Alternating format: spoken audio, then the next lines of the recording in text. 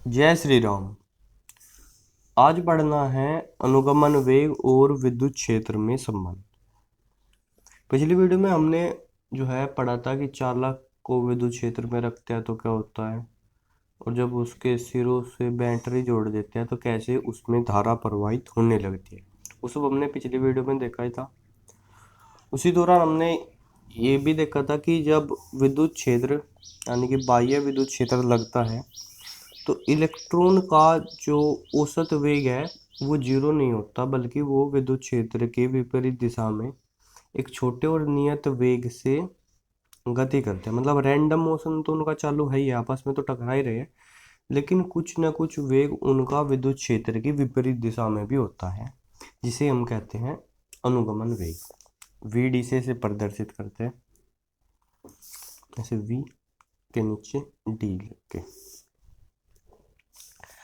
तो देखो, जब चालक के अंदर विद्युत क्षेत्र उपस्थित होता है, चालक के अंदर विद्युत क्षेत्र उपस्थित होगा मतलब उसको हमने बैटरी से जोड़ दिया, तो इलेक्ट्रॉनों पर विद्युत क्षेत्र की विपरीत दिशा में बल लगेगा। इलेक्ट्रॉन पर निगेटिव चार्ज है, ऋणावेश है, तो उस पर बल विद्युत क्षेत्र की विपरीत दिशा में लगेगा, जिस कारण इलेक्ट्रॉन बल की दिशा में त्वरित होता है। भाई बल लग रहा है तो बल F बराबर m में, तो बल की जो दिशा है उसी दिशा में क्या होगा, इलेक्ट्रॉन के पास त्वरण होगा। किंतु टक्कर के बाद किसी भी यादृच्छिक दिशा में गति करता है। मतलब जैसे मान लिया इलेक्ट्रॉन ने आकर के यहाँ इस पॉइंट पर टक्कर मारी, अब टक्कर तक और यहाँ के बाद मान लिया अगली टक्कर वो यहाँ मारेगा जाके, ठीक है। अब दो टक्करों के जो बीच का रास्ता है इसको बोलते हैं मुक्त माध्य पथ। क्या बोलते हैं? मुक्त माध्य पथ। और जो समय लगा है दो टक्करों के बीच का समय, उसको बोलते हैं श्रांति काल। ठीक है, दो लगातार टक्करों के बीच की बात हो रही है, एक टक्कर उसके बाद तुरंत अगली टक्कर। तो जब तक कि वो इलेक्ट्रॉन यहाँ से चलकर यहाँ तक पहुँचता है, उस दौरान तो इस पर क्या लग रहा है, अगर मान लो विद्युत क्षेत्र इस दिशा में, तो इस दिशा में क्या हो रहा है, त्वरित हो रहा है, इस पर बल लग रहा है, इसके पास त्वरण है। पर जैसे ही जाके ये किसी से टकराएगा तो जो भी अपना वेग है वो सब खो गए, फिर रैंडमली किसी भी डायरेक्शन में आगे गति करेगा। रैंडमली, सब क्या है, रैंडमली, यादृच्छिक है। ठीक है, तो इस दौरान जिस दौरान ये किसी से टकरा नहीं रहा, जो श्रांति काल है, उसी दौरान क्या कर पाता है, विद्युत क्षेत्र इस पर बल लगा पाता है, अपना काम कर पाता है। उसी बल के वजह से ये रैंडमली तो गति करता ही रहता है, लेकिन कुछ ना कुछ इसकी जो गति है, रैंडम गति भी, वो विद्युत क्षेत्र की विपरीत दिशा में चलती रहती है। मतलब अब इसके पास एक नेट वेग होता है विद्युत क्षेत्र की विपरीत दिशा में। जब तक विद्युत क्षेत्र नहीं था तो इसके पास कोई नेट वेग नहीं था, ये कहीं जा नहीं रहा था, ऐसे ही टकराता था, घूम फिर के वहीं रह जाता था। लेकिन अब ये जा रहा है विद्युत क्षेत्र की विपरीत दिशा में, तो गति करता है तथा अगली टक्कर होने तक पुनः बल की दिशा में त्वरित होता है। भाई टक्कर के बाद रैंडमली कहीं भी जा रहा है, लेकिन जब तक अगली टक्कर ना मार ले तब तक बल की दिशा में क्या हो रहा है, त्वरित हो रहा है। फिर टक्कर मार देगा, फिर अगली टक्कर जब तक ना लगे तब तक बल की दिशा में त्वरित हो रहा है। क्योंकि टक्करों के बीच में समय अंतराल जो है वो छोटा होता है, बहुत ही छोटा, और वेग इसका बहुत ज़्यादा होता है, लगभग 10 की पावर 5 मीटर पर सेकंड। तो तुरंत तुरंत तुरंत टकराता रहता है। इसलिए इलेक्ट्रॉन छोटे व नियत वेग से क्षेत्र की विपरीत दिशा में गति करता है। जैसे हम किसी एक खास इलेक्ट्रॉन की बात करें, वो यहाँ से टकरा के u1 वेग से चला, ठीक है, प्रारंभिक वेग इसका u1 है। जब तक वो दूसरी टक्कर नहीं कर लेता तब तक उस पर त्वरण लगेगा, बल लगेगा। मान लिया उसका वेग क्या हो जाएगा, v1 हो जाएगा, उसका अंतिम वेग क्या हो जाएगा, v1। अब टक्कर के बाद वो दोबारा फ्रेश नई किसी भी रैंडम वेग से किसी भी रैंडम दिशा में गति करेगा u2 से। टकराने तक उसका जो है अंतिम वेग v2 हो जाएगा, फिर टकराएगा u3, फिर v3, फिर u4 से फिर चल देगा v4 तक। हम कहते हैं माना किसी इलेक्ट्रॉन के क्रमागत टक्करों के प्रारंभिक वेग जो है u1 u2 u ऐसे un तक है u3 u4 un, ठीक है। वह अंतिम वेग v1 v2 v3। तो हम यहाँ पर गति का पहला समीकरण लगाएंगे। अब ये टो1 क्या लिखा है, ये टो1 है जो पहली टक्कर के बीच में जो इसने रास्ता तय करा, मुक्त माध्य पथ, वो कितने समय में करा, इसका ही पहला श्रांतिकाल, यहाँ तक, यहाँ से यहाँ तक आने का समय टो1, यहाँ से यहाँ तक का टो2, यहाँ से यहाँ तक का टो3, यहाँ से यहाँ तक का टो4, ठीक है।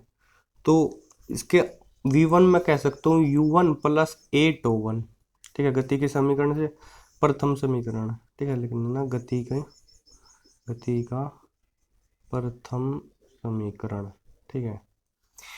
v2 क्या हो जाएगा u2 plus a to to, ऐसे ही vn हो जाएगा un plus a to n। तो जो इलेक्ट्रॉन का औसत वेग होगा वही उसका जो है अनुगमन वेग होगा, और हाँ है वो हो जाएगा vd, औसत वेग vd, जिसको हम क्या लिखेंगे, सारे v1 प्लस v2 प्लस सारे vn तक जोड़ दे और n से जो है डिवाइड कर दो। तो देखो v1 की वैल्यू क्या थी u1 plus a to one, v2 की u2 plus a to to, जब इनको जोड़ के n से डिवाइड करेंगे तो ये u1 u2 इनको अलग ले लेंगे बटे n, और plus a to one plus to two plus dot dot dot to n बटे n, ये अलग कर लिया, a कॉमन ले लिया समझो, ठीक है, सारी समीकरणों को जोड़ा, ए कॉमन ले लिया तो ये अलग हो गया, ये अलग हो गया। अब ये u1 u2 u3 ये सब तो क्या है मिल गए, ये तो इलेक्ट्रॉन के उसमें वेग है, ठीक है, वेक्टर लगा ले इनके ऊपर तो बढ़िया रहेगा, क्योंकि वेग क्या है सदिश राशि है, v1 v2 vn u1 u2 un, ठीक है। अब उसमें वेग तो सबका जुट के क्या हो जाता है जीरो, क्योंकि बिना विद्युत क्षेत्र के इलेक्ट्रॉन कहीं जा नहीं रहा था अपना वहीं randomly,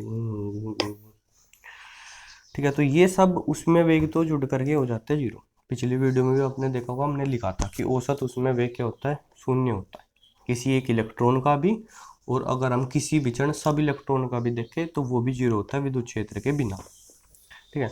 plus A to one plus to two plus dot dot dot to N, ये हो जाएगा इन सारे श्रांतिक कालों का एवरेज, जिसको हम क्या लिख देंगे, टो लिख देंगे। तो अनुगमन वेग वीडी क्या आ गया मेरे पास, ए और टो आ गया, ठीक है। औसत उसमें वेग जीरो है और टो जो है औसत श्रांतिक काल है, ये आ गया।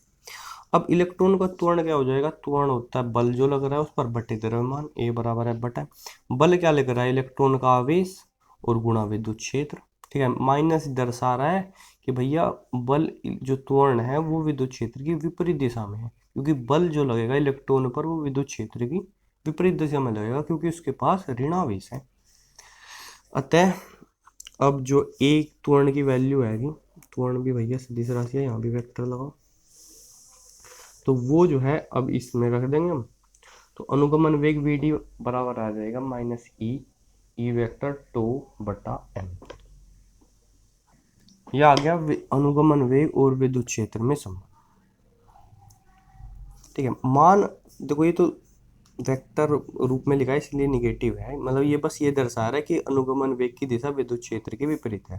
अगर संख्यात्मक मान लिखेंगे तो ये हो जाएगा ई टो बटा एम, और अगर चालक की लंबाई एल हो, बैटरी का विभवांतर वी हो, तो हम कह सकते हैं विद्युत क्षेत्र ई होगा वी बटा एल, ठीक है। ये हमने पहले भी पढ़ा है, स्थिर विद्युत में भी आया था ये। एक समान विद्युत क्षेत्रों पर केवल तभी लगता है ये, तो यहाँ से मैं वी डी बराबर ये भी लिख सकता हूँ ई टो बटा एम और वी बटा एल। यहाँ से एक चीज आती है कि वी डी जो है अनुक्रमानुपाती है किसके, वी के, मतलब विभवांतर जो हम लगाएंगे उसके अनुक्रमानुपाती है अनुगमन वेग, और विद्युत क्षेत्र के भी अनुक्रमानुपाती है ये जो है बहुविकल्पीय क्वेश्चन के लिए, मल्टीपल चॉइस क्वेश्चन के लिए इंपॉर्टेंट इंफॉर्मेशन। ओके, तो एक बार और देखते हैं सारा चीज। इलेक्ट्रॉन जो है रैंडमली टकरा रहा है, लेकिन देखो ये U1 से चल करके यहाँ पर U1 से नहीं पहुंचा, यहाँ पर V1 से पहुंचा, क्योंकि विद्युत क्षेत्र के कारण इस पर बल लगाया गया, उसकी वजह से इसके पास कुछ त्वरण था, ठीक है। तो ऐसे गति करता करता रैंडमली गति कर रहा था, लेकिन कुछ ना कुछ विद्युत क्षेत्र की दिशा में भी जा रहा था।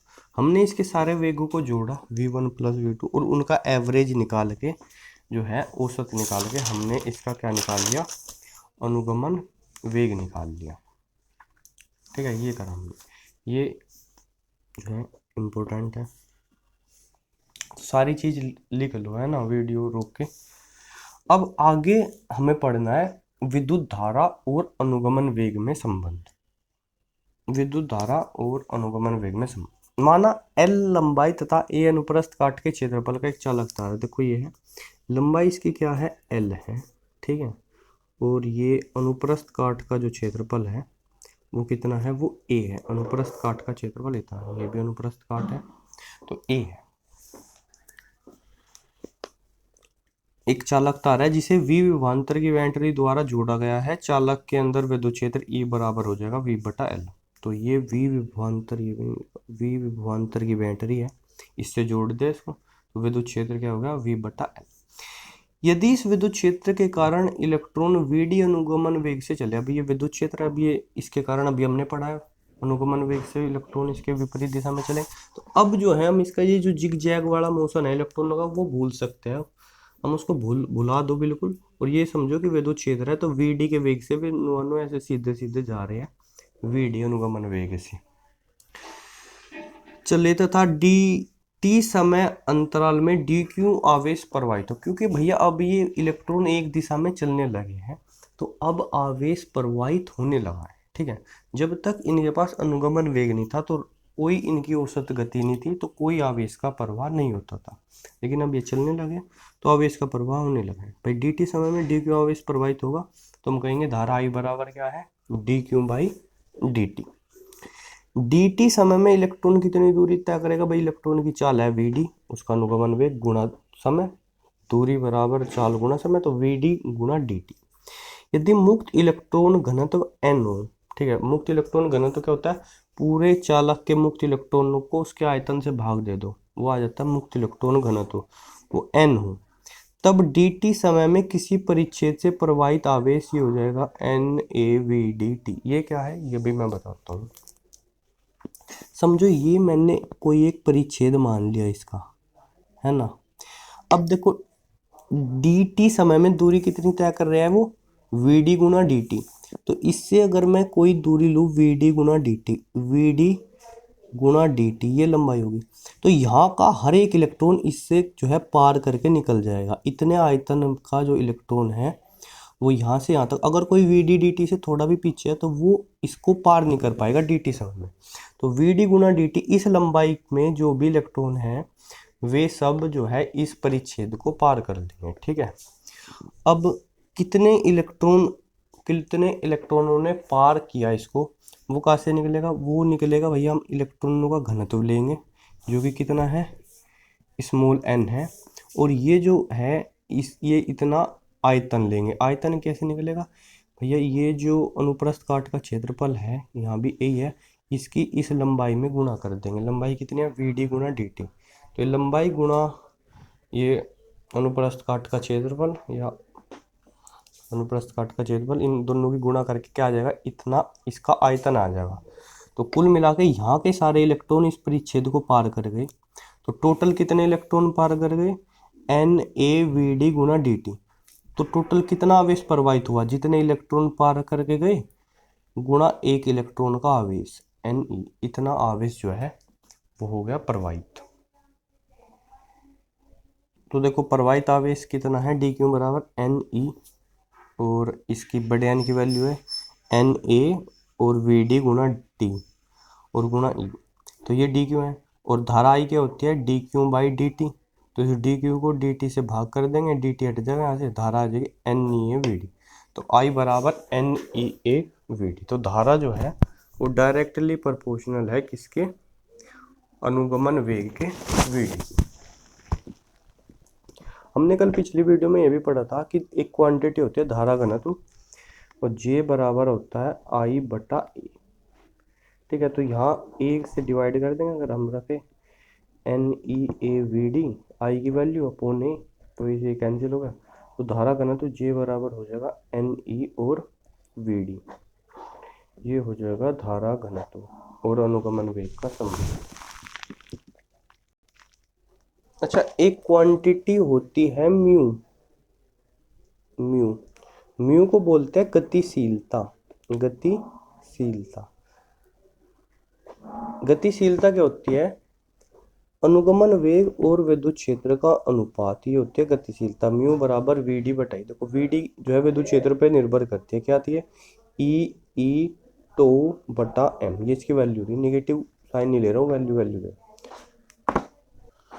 और बटे में नीचे E भी है तो कैंसिल हो गया। तो म्यू बराबर क्या हो गया, म्यू बराबर आ गया E τ/m। अब ये किसका गुण है, ये आवेश वाहक का गुण है। मतलब बात करूँ यहाँ तो इलेक्ट्रॉनों का गुण है, इलेक्ट्रॉनों का आवेश, नीचे इलेक्ट्रॉन का द्रव्यमान और श्रांति काल। तो बाहर विद्युत क्षेत्र पर तो निर्भर नहीं कर रहा, तो ये म्यू। अगर मैं ये जो J बराबर एन ई वी डी है, इस समीकरण को E से भाग दे दूँ विद्युत क्षेत्र से, तो J बटा E बराबर हो जाएगा एन ई वी डी बटा ई। अब वी डी बटा ई क्या हो गया, अनुगमन वेग और विद्युत क्षेत्र का अनुपात हो गया म्यू। तो J बटा ई बराबर हो गया एन ई और म्यू, एन ई और म्यू। और J बटा ई को बोलते हैं सिग्मा यानी चालकता। देखो धारा घनत्व और विद्युत क्षेत्र का अनुपात, इसको बोलते हैं चालकता। क्या बोलते हैं, चालकता, चालकता, या यूं कहूं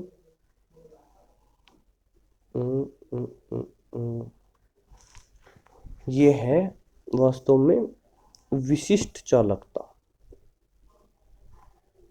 विशिष्ट चालकता सिग्मा। और इसी का उल्टा होता है प्रतिरोधकता, रो बराबर 1/सिग्मा। तो हो जाएगा 1/एन ई म्यू। तो देखो जे को मैं यहां से लिख सकता हूं जे बराबर सिग्मा ई, ठीक है। और ये ओम का नियम है। ओम का नियम कहते हैं कि जो सिग्मा है ये इस बात पे निर्भर नहीं करती कि हम विद्युत क्षेत्र कितना लगा रहे हैं, चालकता। अगर चालक की भौतिक अवस्थाएं ना बदले जाए, टेम्परेचर, उसकी लंबाई वगैरह, ठीक है। तो ओम का नियम ये ऐसे देखा था हमने, ये हमने तो V बराबर आई आर देखा था, ठीक है। एक ही चीज़ है दोनों। तो ये लेकिन बाद में किसी दूसरी वीडियो में देखते हैं। चलते चलते हम बहुत आगे आ गए, फिर से यहीं आओ। I बराबर एन ई वी डी का, ठीक है। J बराबर एन ई वी डी। एक बार दोबारा से देख लो इसको, जो है लिख लियो अगर नहीं लिखा होगा।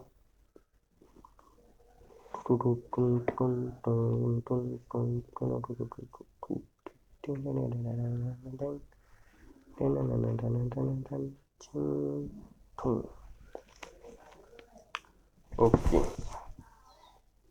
अब देखो एक ये क्वेश्चन है हमारे पास। एक तांबे के तार में 1 एम्पीयर की धारा प्रवाहित हो रही है।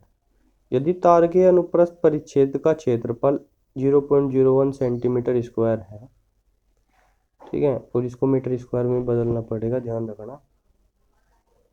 नहीं बदलना पड़ेगा शायद, क्योंकि इसने 1 सेंटीमीटर क्यूब में ही इलेक्ट्रॉनों का घनत्व दिया है। एक्चुअली बढ़िया रहेगा इसको भी अगर हम मीटर में बदल ले, इसको भी बदल ले, कुछ कंफ्यूजन नहीं होगी। एसआई यूनिट में रहेगा सब रोज, धारा एम्पियर है। तो उसमें उपस्थित इलेक्ट्रॉनों का अनुगमन वेग ज्ञात कीजिए यदि 1 सेंटीमीटर क्यूब में इलेक्ट्रॉनों की संख्या इतनी हो। तो देखो फॉर्मूला क्या लगेगा इसमें, वही लगेगा I बराबर N E A V D, ठीक है।